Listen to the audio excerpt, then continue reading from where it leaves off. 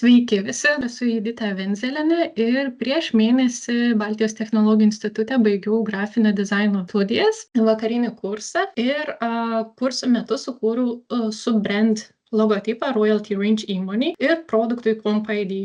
Trumpa istorija. Royalty Range yra duomenų bazių kūrėjas ir tiekėjas. Verslas prasidėjo nuo licenzijų ir patentų duomenų bazės ir per 12 metų buvo sukurtos 4 skirtingos duomenų bazės. Naujausioji ir pati didžiausia yra sulaukusi investicijų pasaulinėme lygyje, yra finansinė duomenų bazė, kuri susideda iš įmonių, companies, data ir jų finansų. Būtent šiai bazei sukūriau logotipą, kuris padeda populiarinti produktą ir pritraukti naujų klientų. Kadangi visos 4 bazės, nei viena iš jų neturėjo logotipo ir kadangi ši yra svarbiausia, būtent šiai ir buvo sukurtas logotipas. Kadangi kūriau subbrandą, jau turėjau vadovautis įmonės spalvomis ir kadangi pats produktas yra skaitmeninis ir klientų segmentas yra labai konservatyvus, tai teisininkai, ekonomistai, mokesčių inspekcijos, buhalterinės įmonės, tai toliau vadovavausi tomis pačiomis spalvomis.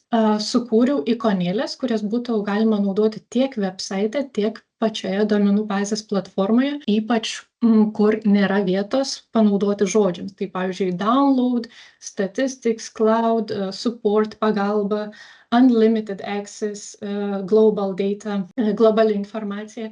Ir čia matome šriftą, jau čia įdėtos būtent žinutės apie patį produktą.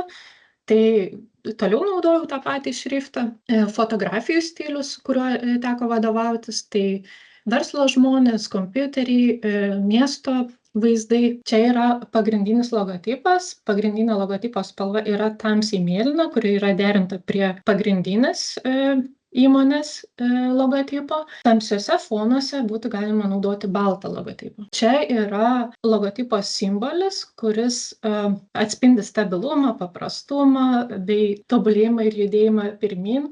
Tuo pačiu, kadangi šis produktas yra įmonės vėliavnešys ir pati duomenų bazė yra labai sudėtinga, susideda iš sudėtingos informacijos, tačiau informacija ir ta pati platforma yra lengvai naudojama ir pati informacija yra struktūrizuota. Būtent dėl to buvo pasirinktas toks simplifikuotas dizainas. Tuo pačiu yra užslėpta mintis, kad šie 4 elementai atspindi visas 4 duomenų bazes ir dera su pagrindiniu įmonės logotipu. Čia taip atrodytų įmonės produktai, vizitinės kortelės ir labai noriu pasidžiaugti, nes nesenai baigiau grafikos kursą, tačiau jau įmonei teko padėti tiek skaitmeninėje erdvėje panaudoti, tarkim, posterius, tiek socialiniai medijai, tiek website kuriant. Čia, tarkim, matome, kaip galėtų atrodyti plakatas, taip pat sukūriau pattern iš to paties logotipo. Ir čia jau, aišku, nelabai matėsi, bet čia jau iš šios savaitės iš konferencijos yra nuotrauka. Įmonė, kadangi keliauja, tos